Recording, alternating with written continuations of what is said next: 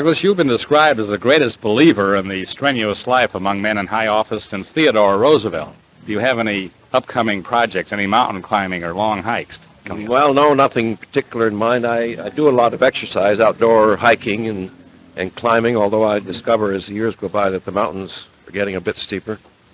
Now, you had polio as an infant, is that right? When I was very small, yes, and I was 2 or 3 years old, I had it in my legs and I had to learn to walk all over again. Did you undertake strenuous exercise to strengthen your legs? Yes, I gradually started hiking and exercising, usually hiking, using the outdoors as a gymnasium, so to speak.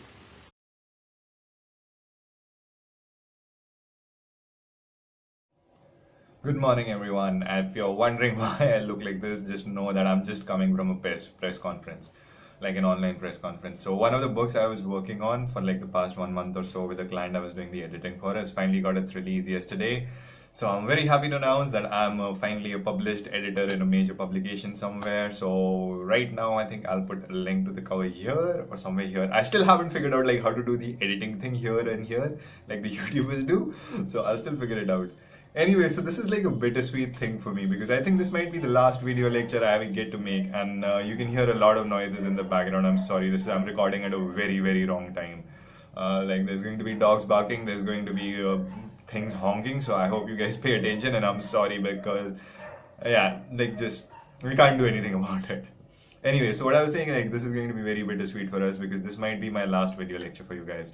If the schools close up again, then I get to make video lectures again. But if they don't, then I'll have to, like, this might be my last video lecture for you guys. So I'm kind of sad today because this is the last video lecture. Although it doesn't look sad, it looks like I'm packing up, which is true. I am packing because I'm leaving. I'm going on a fucking vacation. Finally, I got a vacation for 2-3 days, and I am going to a wedding, and I'm going to be. I can't talk. I'm so excited. I can't talk. I can't even form sentences. Like, it's been so long since I've had any breaks or anything else. So this video is going to be about deep water. Now, I know we didn't talk about this because we haven't had like an online lecture properly where we can discuss anything. So I'm just going to hit deep water up for a little bit. I'm just going to do the introduction and everything else for this chapter. Like I said, I'll just set up the chapter for you now right now. And like once the offline lectures start, then we can actually finish it. Now, I'm not going to be the only English teacher from now on. Like all the sections are going to be divided among different English teachers. I'm still going to be like taking 11th and 12th, so don't worry about that. But like the sections, I think 12th A and 11th C. Yeah, 12th A and 11th C and 12th D. 12th A, 12th C and 12th D, I don't think I'm going to be teaching. And then 11th A, B, C, D, and 12th B and 12th C, I think I might be teaching. I'm not sure. The school hasn't really told me anything yet. So once they tell me, I'll figure it out. Once I get my timetable, I'll share it with you all, of course, as well. So deep water is about this. It's basically an essay. So can't really say much about it. I don't know how many of you know how to swim. I know how to swim, and I learned how to swim in Satal. I don't know if you've been there. Like, so my dad taught us how to swim there. And the way my father taught us how to swim was very interesting. So he took me and my brother, and he took us to the lake when we were like, I was 6, my brother was probably 5. No, I was 7, my brother was 5. Yeah, I was 7, my brother was 5. He took us to the lake. He walked into the water with holding us like this, and like both the kids in his arms like this. He walked into the water, and as soon as the water got to like his neck or something, he just threw both of us into the lake. And then my brother panicked, and he's still scared of the water because he almost drowned that day. I panicked and I got scared, but I eventually managed to flail my way onto the side of the lake. And that's how I learned how to swim. So I was never really scared of the water. I'm still not scared of the water. The water doesn't scare me. Drowning scares me. Yes, drowning is a horribly painful way to die. I mean, like one of the worst ways to die. Like either being burnt alive, buried alive, or drowned. Like these are my top 3 worst ways to die. Like burnt alive, buried alive, or drowned. Like either of those 3, I'm not down with it. You want to kill me any other way, please go ahead. Like I don't even care. I don't even bother. There's still some lag in my recording. There's still some lag in the camera. I think it's because of like the SD card which I told you guys about. So please ignore this. And yeah, so this is what deep water is about anyways. It's just about this guy whose journey, he's trying to learn how to swim, and then he gets scared of swimming, and then he overcomes that fear of swimming, and he becomes like a good strong swimmer. So that's kind of the thing. The moral of the story is like, no matter, don't be scared of your fears. Don't let your fears stop you from doing the things that you really want to do.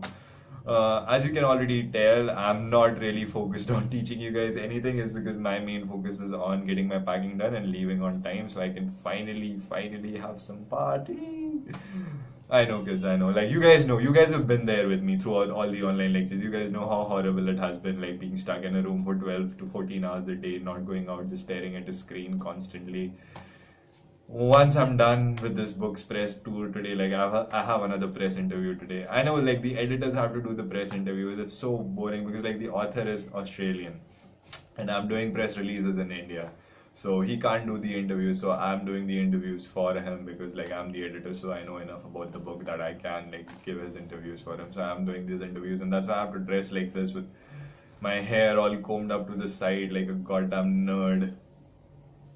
I know, I know you guys are nerds as well. I'm a nerd as well. That's just a way of saying, like, I don't mean to discriminate against any nerds. Please don't hashtag cancel me on Twitter. Anyways, I'm not on Twitter, so you can't really cancel me on Twitter. So let me just read about the author William Douglas, 1898 to 1990. He was born in Maine, Minnesota.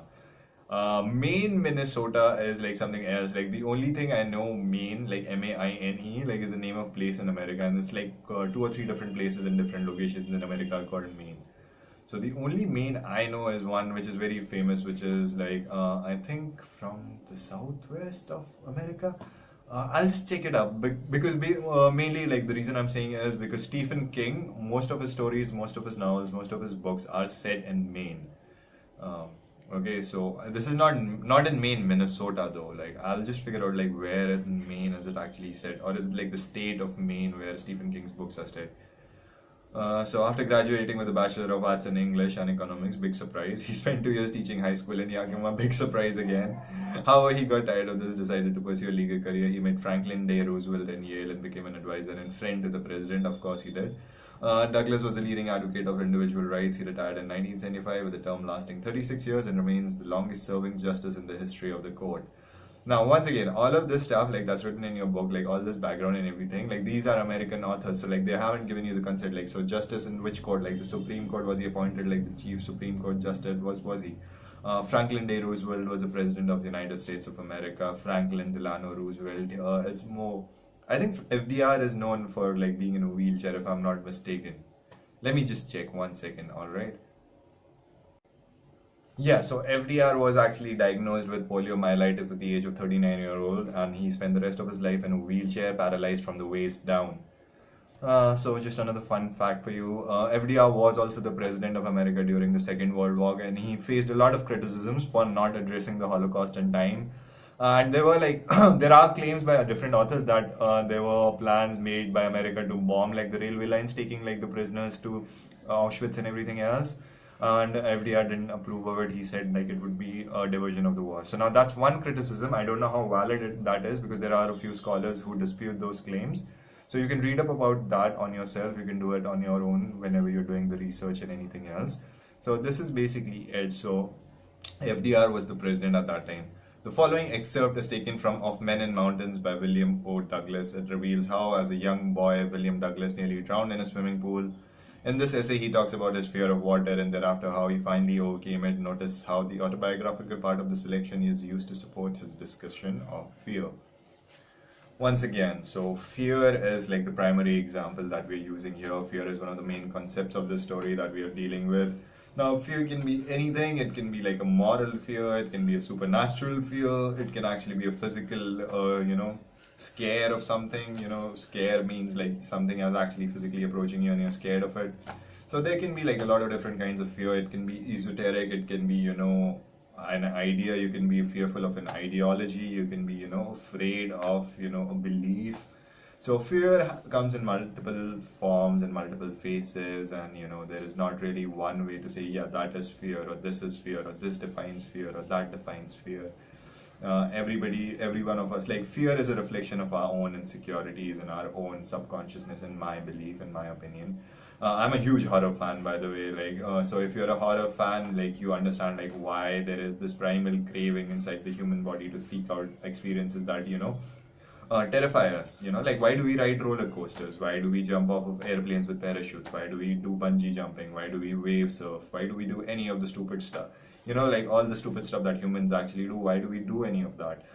It's because like fear and all the response, the adrenaline and everything, it's hardwired into us. Like, you know, like for most of our human history, human beings have lived in fear. For example, think about like before, you know, we had fire, before we would discover tools and anything else, before we were just, you know, like at the most primal form of our evolution. We would like hide in caves, we would dig for food, you know, we would attack animals and everything else. But like there was a fear, like fear was like one of the main instincts: fear of hunger, fear of thirst, fear of dying, fear of death, fear of predation, fear of everything else, fear of the unknown. You know, all of these things were available, and like, you know, with light and everything else, like the light of knowledge. This is like a whole philosophical thing. I don't really want to get into it because this is like, this will turn into a philosophy 101 lecture on, you know, what is the meaning of fear, and did fear shape human evolution, or did human evolution shape our fears? That is an interesting question if you want to answer, though, by the way. Like, did our fears shape our evolution, or did our evolution shape our human fears? And that's like one of the philosophical questions, you know, as well. Like, what is fear exactly? Where does it come from? Is it something that exists naturally in this world? You know, or is it something that human beings can only feel because we have such a, you know, such a different perception of our surroundings? You know, we can perceive our environment differently than other animals and other creatures. So that's what, like, you know, fear is, and that's how you can look at it philosophically.